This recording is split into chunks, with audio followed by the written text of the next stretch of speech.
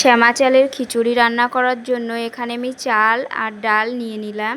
তো আমি যে পরিমাণে চাল নিয়েছি তার হাফটা ডাল নিলাম।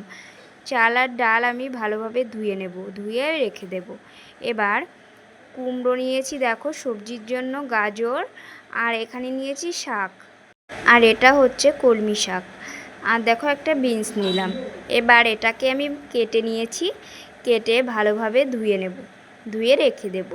এবার দেখো তেল নিয়ে নিলাম, একটু তেল গরম হয়ে গেছে। এবার দেব জিরে, অল্প পরিমাণে জিরে দিয়েছি। এবার সেই সবজিগুলো আমি দিয়ে দেব। সবজিগুলো দেখো আমি দিয়ে দিচ্ছি।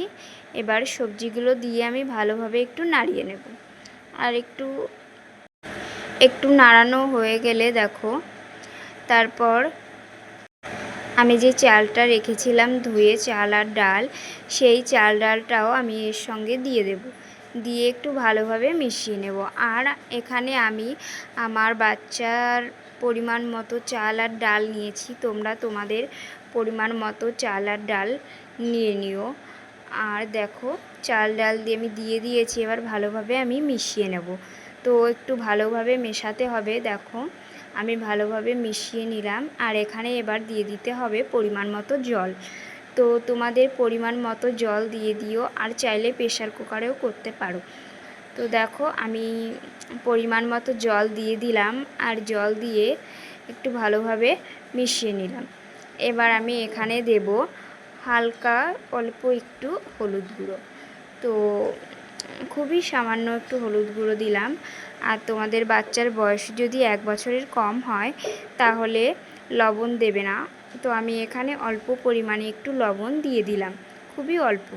তো দেখো এবার আমি ভালোভাবে মিশিয়ে রেখেছি। এবার এটা জাল হতে থাকবে, আর আমি মাঝে মাঝে একটু নাড়িয়ে নেব।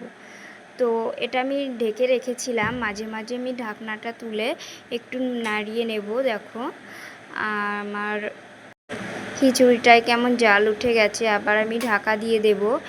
এবার মাঝে মাঝে একটু ঢাকনা তুলে আমি নাড়িয়ে নেব। দেখো খিচুড়িটা কী সুন্দর হয়ে এসছে দেখো। তো আর একটু আমি জাল দিয়ে নিলেই আমার রেসিপি রেডি হয়ে যাবে। তো তোমরা চাইলে ম্যাশ করেও দিতে পারো।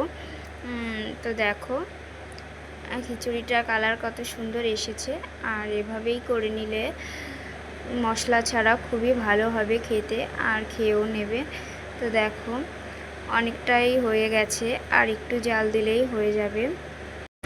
তো বাড়িতে এভাবে একবার করে দেখতে পারো, মশলা ছাড়া খুবই ভালো হবে। অনেকটা হয়ে গেছে দেখো, এটাকে আমি নামিয়ে নিলে এবার রেডি হয়ে যাচ্ছে। তো এটা ছিল আজকের ভিডিও। যদি ভালো লাগে তাহলে একটি লাইক করে দিও। দেখো কি সুন্দর হয়েছে খিচুড়িটা।